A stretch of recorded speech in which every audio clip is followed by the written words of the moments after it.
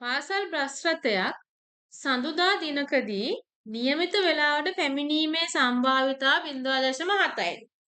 පාසල් බස් රථයක් සඳුදා දිනකදී නියමිත වේලාවට පැමිණීමේ සම්භාවිතාව 0.7යි. බස් රථය එක්තරා දිනක නියමිත වේලාවට පැමිණියේ නම් එය ඊට පසු දිනද නියමිත වේලාවට පැමිණීමේ සම්භාවිතාව 0.8යි. බස් රථය එක්තරා දිනක ප්‍රමාද වූයේ නම් ඊට පසු දිනද ප්‍රමාද වීමේ සම්භාවිතාව 0.4යි. බස් රථයේ බදාදා දිනකදී නියමිත වේලාවට පැමිණීමේ සම්භාවිතාව සොයන්න. තවද සතියක සඳුදා සිට බදාදා දක්වා බස් රථය අඩුම තරමින් එක් දිනකදී ප්‍රමාද වීමේ හරියටම දින දෙකක් ප්‍රමාද වීමේ ඔය වගේ ප්‍රශ්න කිහිපයක් අහන්න.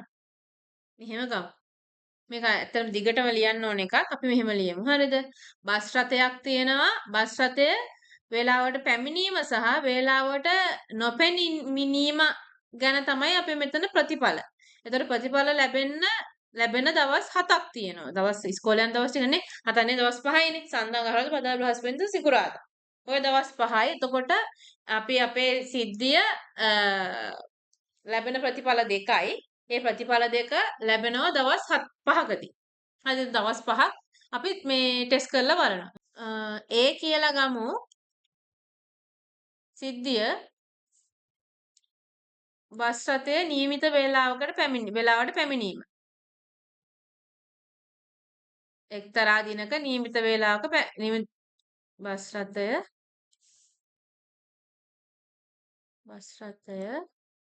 බස් රථය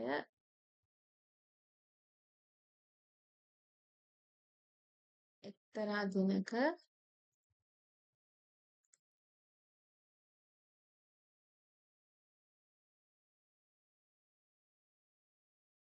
නියමිත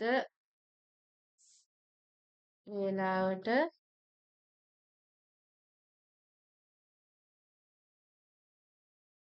පැමිණීම කියලා ගමු. පැමිණෙන්නේ නැහැ කියන්නේ ඒකේ ඩෑෂ් එක.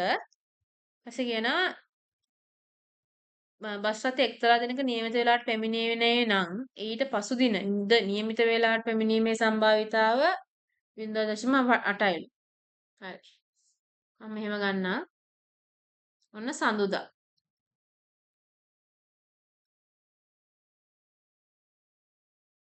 මම දැන් කතා කරන්නේ සඳුදා.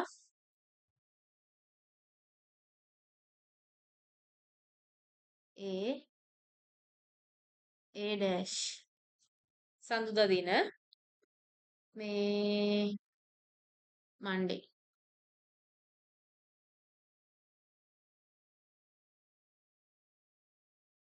සඳුදා දිනකදී නියමිත වේලාවට පැමිණීමේ සම්භාවිතාව 0.7යි. එහෙනම් මේක 0.3 වෙන්න එපා පුතා. මේක 0.7 නම් මේක 0.3 වෙන්න ඕනේ. ඊට පස්සේ කියනවා මේ බස් රථයේ එක්තරා දිනකදී නියමිත වේලාවට බස් රථයේ එක්තරා දිනකදී නියමිත වේලාවට පැමිණියේ නම් ඊට පසු දිනද නියමිත වේලාවට පැමිණීමේ සම්භාවිතාව 0.8යි. එහෙනම් මේක වෙලාවට සඳුදා කියන පටන් ගන්න සඳන්නේ. ඒතර සඳුදා පටන් අරගෙන ඊළඟ දවසේ කියන්නේ මෙයා හරියටම නියමිත වෙලාවට ගියා නම් අඟහරුවාදා නියමිත වෙලාවට යන එකේ සම්භාවිතාව 0.8යි. එහෙනම් නියමිත වෙලාවට යන්නේ නැහැ කියලා කියන්නේ 0.2යි මෙතන. මේක අඟහරුවාදා. ඔයගොල්ලන් මේක ඒ නෙමෙයි ඕන අකුරක් දාගන්න. මේ දෙකටම මේ A dash නැතුව වෙන අකුරක් දාගත්තත් අවුලක් නැහැ. කිසිම ප්‍රශ්නයක් නැහැ ඒක. අඟහරුවාදා. එතකොට මෙතන කියනවා බස් රථය එක්තරා දිනකදී ප්‍රමාද වූයේ නම් හරිද? ප්‍රමාද වූයේ නම් ඊට පසු දිනද ප්‍රමාද වීමේ සම්භාවිතාව 0.4යි. ප්‍රමාද වූයේ නම් ඊට පසු දිනද ප්‍රමාද වීමේ සම්භාවිතාව කියන්නේ අඟහරුවාදා දැන් දීලා තියෙනවා සඳුදා පරක්කු වෙලා ඇවිල්ලා තියෙන්නේ කියලා. එතකොට එහෙනම් ඊළඟ දවසේ පරක්කු වෙලා පැමිණීමේ සම්භාවිතාව 0.4යිලු. එහෙනම් මෙතන 4යි නම් මේ දෙක එකතු එකක් වෙන්න බෑ. මෙතන 0.6ක් වෙන්න ඕනේ. ඒක. ඊට පස්සේ ඔය වගේ අපිට බදාදට ලියන්න පුළුවන්. හරිද? බදාදා. ඔය වගේ බදාදා පස්සේ සිකුරාදා ඔක්කොටම ලියන්න පුළුවන්. මම බදාදා නම් ලියන්නම්. මොකද අහනවා මොකුත් ලියන්නේ නැහැ. බස් රථය බදාදා දිනකදී නියමිත වේලාවට පැමිණීමේ සම්බන්ධ හොයන්න කියලා කියනවනේ. ඒ නිසා මම බදාදාත් දානවා. එතකොට දැන් මේක මේ කලින් දවසේ වෙලාවට ඇවිල්ලා ඊළඟ දවසේ වෙලාවට යෑමේ සම්බන්ධය ඒගොල්ලෝ කියන 0.8යි කියලා. එහෙනම් මේක 0.8 නම් මේක 0.2යි. මෙතන කිව්වා කලින් දවසේ පරක්කු වෙලා ඇවිල්ලා ඊට පස්සේ දවසේ පරක්කු වෙලා පැමිණීමේ සම්බන්ධතාව 0.4යි කියලා කිව්වා. එහෙනම් මේක 0.4 නම් මේක 0.6යි. කලින් දවසේ වේලාසනින් ඇවිල්ලා ඊට පස්සේ දවසේ වේලාසනින් පැමිණීමේ සම්බන්ධතාව 0.8යි කියලා කිව්වා. එහෙනම් මේක 0.2ක් වෙන්න ඕනේ. කලින් දවසේ පරක්කු වෙලා ඇවිල්ලා ඊට පස්සේ දවසෙත් පරක්කු වෙලා එනවනම් ඒක කිව්වා ඒක සම්භාවිතාව 0.4යි කියලා. එහෙනම් වෙලාවට පැමිණෙනවා නම් මේක 0.6ක් වෙන්න ඕනේ. බලන්න ඔයාලට තේරුණාද? මම මේ ලියපු දේවල් ටික. හරි. බස් රථයේ බදාදා දිනකදී නියමිත වේලාවට පැමිණීමේ සම්භාවිතාව. එතකොට සඳහරවද මොකක් වුණත් කමන්නේ බදා දෙන්න ඕන නියමිත වේලාවට. හරිද? එහෙනම් අපිට එන්න ඕනේ බදාදා නියමිත වේලාවට පැමිණීමේ සම්භාවිතාව අපෙන් අහන්න. හරිද? මම ලියන්න. බස් රථය බදාදා දින නියමිත වේලාවට පැමිණීම සමාන වෙනවා. එතකොට වඩ බලන්න මොන අතු ටිකද මේ කන්සිඩර් කරන්න ඕනේ කියන එක. මේවල කොහොම ආවත් මට මේ ඒ කියන කෙනා තමයි එන්නේ. එතකොට මේ අත් එනවා. හරිද? ඊට පස්සේ මේ අත් එනවා. මේ පැත්තෙන් මේ අත් එනවා. මේ පැත්තෙන් මේ අත් එනවා. එතකොට මේ ටික ඔක්කොගෙම ගුණිතය තමයි අපිට පිළිතුර වශයෙන් එන්න ඕනේ. නේද? හරි. අපිට මේක හොයන්න පුළුවන් මේ අතු ටිකේ මේ සම්භාවිතා ටික පුතා ගුණ කරලා ගත්තම අපිට මේ පිළිතුර එනවා. ඒ කියන්නේ සඳුදා නියමිත වෙලාවට ඇවිල්ලා අඟහරුවාදා නියමිත වෙලාවට ඇවිල්ලා බදාදා නියමිත වෙලාවට එන්න පුළුවන් එක විදියක්. සඳ නියමිත වෙලාවට ඇවිල්ලා අඟහරුවාදා නියමිත වෙලාවට ඇවිල්ලා නැතුව බදාදා නියමිත වෙලාවට එන්න පුළුවන් එක විදියක්. සඳ නියමිත වෙලාවට එන්නේ නැතුව අඟහරුවාදා නියමිත වෙලාවට ඇවිල්ලා බදාදා නියමිත වෙලාවට එන එක එක විදියක්. සඳ නියමිත වෙලාවට එන්නේ නැතුවත් අඟහරුවාදා නියමිත වෙලාවට එන්නේ නැතුවත් බදාදා නියමිත වෙලාවට එන එක එක විදියක්. එතකොට ওই ටිකේ මේ අතුවල ගුණිතවල මේ අතු ටිකේ එකතුව තමයි එන්න ඕනේ. අතු ටිකේ එකතුව කියන්නේ 0.7 ගුණ කිරීම 0.8 ගුණ කිරීම 0.8යි. එකතු කිරීම 0.7 ගුණ කිරීම 0.2 ගුණ කිරීම 0.6. එකතු කිරීම 0.3 ගුණ කිරීම 0.6 ගුණ කිරීම 0.8. එකතු කිරීම 0.3 ගුණ කිරීම 0.4 ගුණ කිරීම 0.6. මේ ටික සුළු කරන්නකො. 8 වරක් 8 64යි 64 ඒවා 7ක්. 7 වරක් 4 28න් 8 දෙකක් ඉතිරි 7 වරක් 4 7 වරක් 42යි 42යි 2යි 44යි 0.4යි 4යි 8. මෙතනින් එනවා 7 වරක් 2 6 දෙවරක් 6 12යි 12 වරක් 7 84යි නේ 12 වරක් 7 84යි නේ 6 3 18යි 18 ඒවා 8ක් 8 වරක් 8 64න් 4 6ක් ඉතිරි 8 වරක් 1 8යි 4යි 14යි එතන 144ක්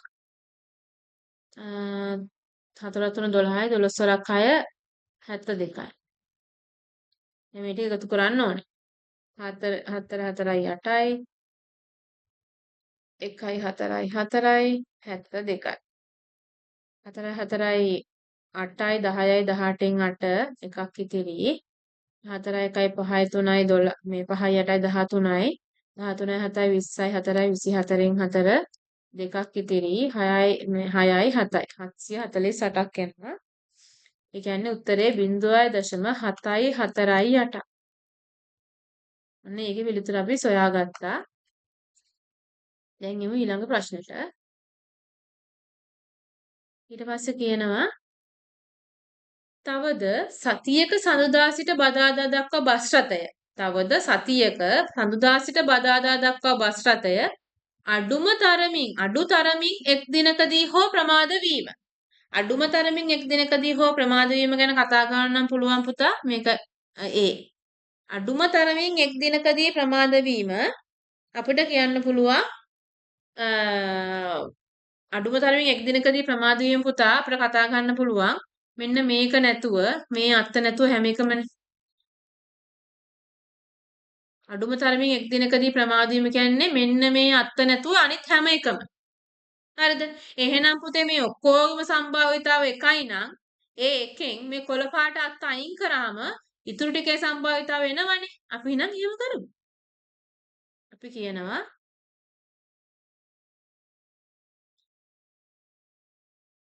අඩුම තරමින්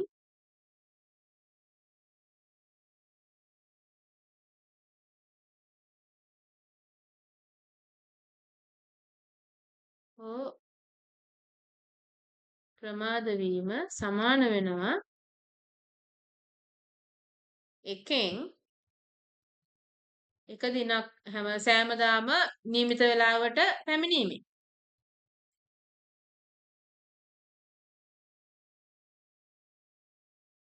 දවස්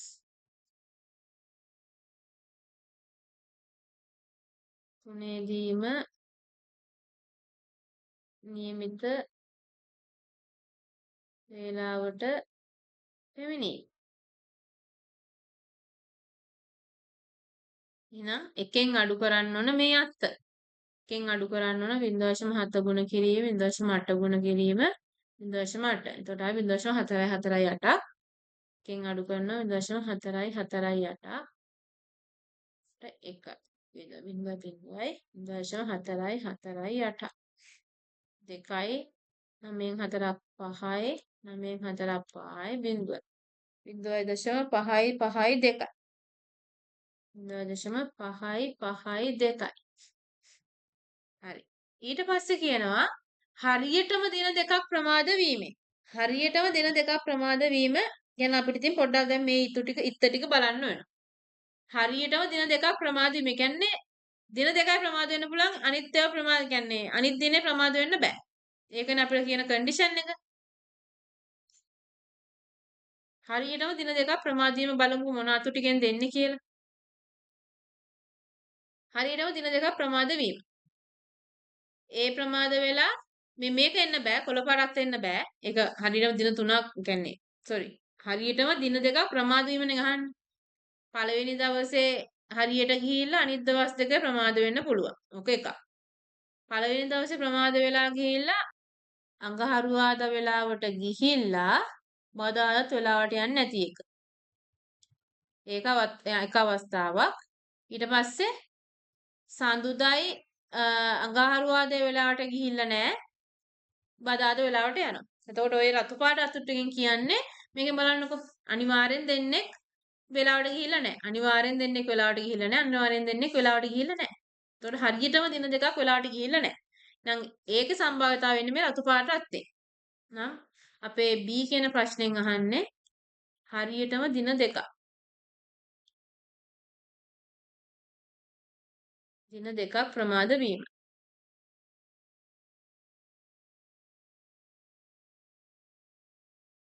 සමානයි 0.7 0.2 වැඩි කිරීම 0.4. 0.3 ගුණ කිරීම 6 ගුණ කිරීම 2. 0.3 ගුණ කිරීම 4 ගුණ කිරීම 6. හතරක් 4 මේ 28යි 28 ඒව දෙකක් දෙවරක් 16න් 6 එකක් විදිහට දෙවර දෙක 4 1යි 5යි 0.05යි 6යි දෙවරක් 6 12යි 12 ඒව තුනක් 36යි 4 වරක් 3 12යි 12 වරක් 6ත් එතනත් 30 12 වරක් 6 72යි මේ ටික එකතු කරන් තියෙන්නේ 56යි 72යි 36යි 6යි 6යි 12යි 13යි 14න් 4 එකක් ඉතිරි 7යි 3යි 10යි 16යි 0.1යි 6යි 4 හරි ඔන්න ඒකත් ඉවරයි ඊට පස්සේ අපෙන් අහනවා C අඩුම තරමින් එක් දිනකදී හෝ ප්‍රමාද වී ඇති බව දී ඇති විට හරියටම දින දෙකක් ප්‍රමාද වී තිබීමේ සම්භාව්‍යතාව ගණන් කියලා කියනවා. අඩුම තරමින් එක් දිනකදී හෝ ප්‍රමාද වී ඇති බව දී විට. අඩුම තරමින් එක් දිනකදී හෝ ප්‍රමාද වී ඇති බව අඩුම තරමින් එක් දිනකදී හෝ ප්‍රමාද වෙනවා කියන්නේ පුතා මේ මෙහෙම අපිට ගන්න පුළුවන්. හරියටම දින දෙකක් ප්‍රමාද වී තිබීමේ සම්භාවිතාව. අපි මේක ලියමු මෙහෙම.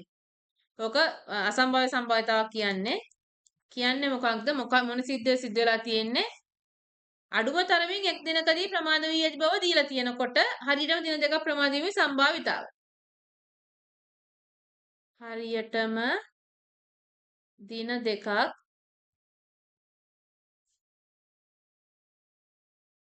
ප්‍රමාද වීම මෙතන. ප්‍රමාද වීම මොකක් දීලා තියෙනකොටද? අඩුම තරමින් එක් දිනකදී හෝ ප්‍රමාද වීම. අඩුම තරමින් එක් දිනකදී හෝ ප්‍රමාද වීම. අපි ඒක හොයලා තියෙන්නේ. අඩුම තරමින් අපි මේවට නම් දැම්මම අපි ABC කියලා තමයි ලියන්නේ. අඩුම තරමින් එක් දිනකදී හෝ ප්‍රමාද වීම.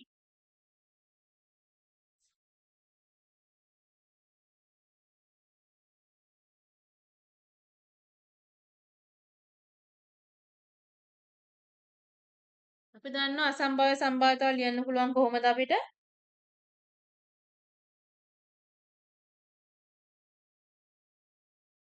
මේකේ ඡේදනය බෙදන්න ඕන පිටිපස්සින් එක්කෙනාගෙන්. ඒ කියන්නේ මම නිකන් වචනෙන් ලියනවා නම් මම මේක ගන්නම්කෝ A කියලා. නෑ අපි A කියලා ගත්තනේ. මම මේක ගන්නම් පුතා මේක සමානයි B කියලා. මේ සිද්ධිය මම ගන්නම් C කියලා. මොකද අපි හොයලා තියෙන්නේ හරියද? මේක C කියලා ගන්න. හරිද? මම මේ නැත්තම් මේක ලියද්දි දිග වෙනවා. එතකොට අපේ මේ තියෙන්නේ C දීලා තියෙන වෙලාවට B සිද්ධිය සිදුවීම. අපි දැනටමත් දන්නවා PC කියන්නේ කවුද කියලා දන්නවා 0.5 sorry 0.164. එක් දිනකදී හෝ ප්‍රමාද වීම 0.552. හරි. 552. දැන් අපි දන්නවා හරියටම දින දෙකක් ප්‍රමාද වීම 0.164 කියලා. හරි. එතකොට මේක ලියන්න පුළුවන් P B ඡේදන C බෙදන්න ඕනේ PC ගේ. හරිද? B ඡේදන C. ඒ කියන්නේ මේ දෙකටම අයිති කියන එක. අඩුම තරමින් එක් දිනකද හෝ ප්‍රමාද වීම කියන්නේ මේ කොළ පාට එක නැතුව ඉතුරු ටික ඔක්කොම. ඒකත් එක්ක කොළ පාට එක නැතුව ඉතුරු ටික ඔක්කොම. හරිද? ඔන්න බලන්න හොඳේ. කොළ පාට එක නැතුව ඉතුරු ටික ඔක්කොම මුලින් අඳින්නම්. අඩුම තරමදී එක් දිනක් හෝ ප්‍රමාද වීම ගැන මම මෙතන පාට කරන්නම්. එතකොට ඔයගලන්ට වඩා හොඳ අන්ඩර්ස්ටෑන්ඩින් එකක් එනවනේ. මේ ටික මකලා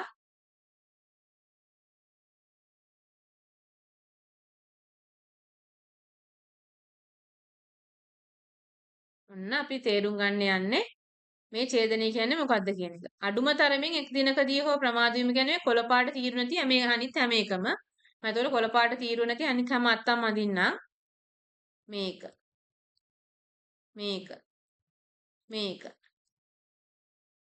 මේක. මේක. මේක. මෙන්න මේක. හරිද? ඒ කියන්නේ අඩු තරමින් එක් දිනකදී හෝ ප්‍රමාද වීම අපි ගත්ත C කියලා. ඔය තින්න රෝස පාටින් ගන්න අපි C කියන එක. ඒ කියන්නේ අඩුම තරමින් එක් දිනකදී හෝ ප්‍රමාද වීම. ඊට පස්සේ බලනවා හරියටම දින දෙකක් ප්‍රමාද වීම. හරියටම දින දෙකක් ප්‍රමාද වීම අපි පාට කරමු මොන පාටින්ද?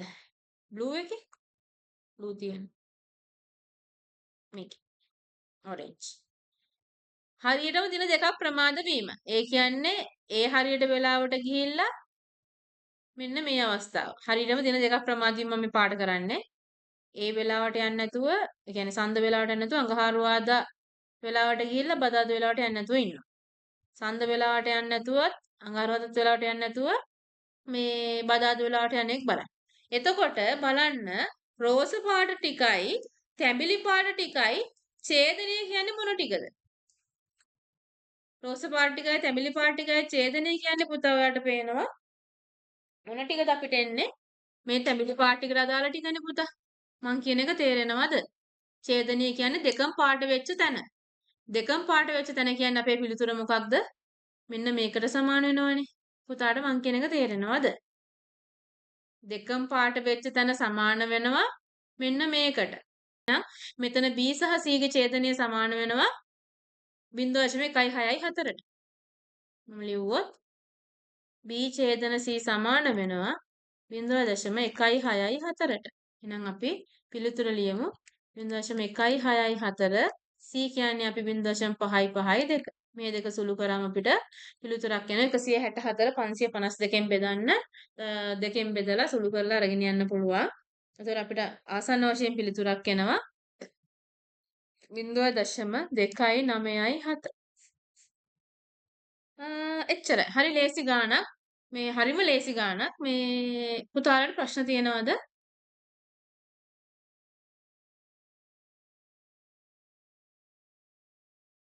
ඔයගොල්ලෝ විභාගෙදී මේවා මේ පාඩ ගන්න කියලා බලි අඳින්න එපා. හරියට මේ එතන කුරුටු ගන්න එපා. දැන් මට මේ හයිලයිට් එක තිබිලා මම මේ පාඩ කරන්නේ. දැන් ඔයගොල්ලන්ට විභාගෙදී හයිලයිට් එකක් පාවිච්චි කරන්න බෑනේ. එතකොට පැන්සලෙන් මෙහෙම අරගෙන ඇඳලා බලන්න. පැන්සලෙන් කරන්න දෙයක්. ඊට පස්සේ කළු පෑන තියෙනවා, නිල් පෑන තියෙනවා, පැන්සල තියෙනවා. ඔය තුන පාවිච්චි කළාට මේක බලන්න පුළුවන්නේ. හරිද? තේරුණාද ළමයි?